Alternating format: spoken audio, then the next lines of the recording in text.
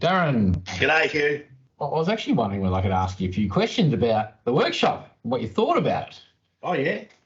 Obviously, you've had a couple of days to think about it, so, and then we'll get into to your implementing some of those things. For example, the wish list, have you ever used that before or tried to put anything like that together? And that a bit of not really. Like I said, I don't really want for much, so I don't really have a real long list of things I want. I mean, I thought you were quite impressive in that you actually came out some rippers in there, like, I wanted a lot of time, 5 years and with X dollars and... Oh, yeah. Well, that's the goal. Like, and that's... Yeah, those sort of things, I've always had those sort of things, but I'd look at a bit more material things that I wanted and things like that. But you hadn't thought about?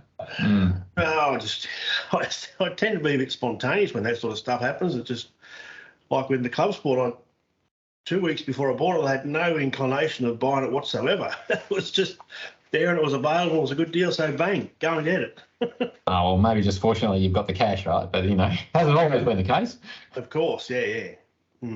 But you appreciate the value in actually putting a bit of effort into to thinking of 1, 2, 5 years ahead about what you do want to achieve personally and to own and to do and things like that.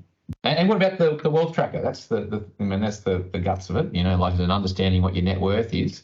That pretty much blew me away.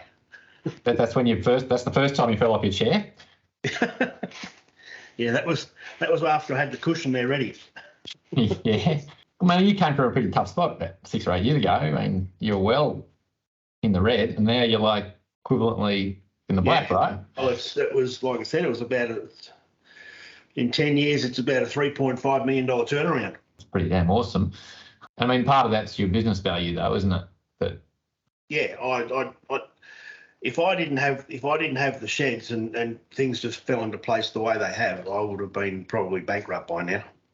We were pretty conservative around the business valuation. Like we weren't blowing up and outrageously putting in multiples of profits and things. But it was. I mean, did you realise that how much potential there was really there?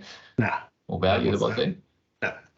I was thinking. My thoughts were along the lines of getting to the $2 million goal by saving, and then just doing a couple of property flips and a bit of land development, things like that, and then just when it came time to retire, just turn the business down, just shut it down.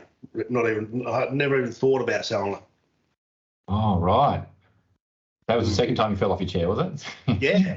I thought, oh shit, the option of selling what I've got was never real. It was on the radar, but I never ever thought I could get that sort of money for it. I was thinking maybe a couple of $100,000 or something and train someone up and just walk away.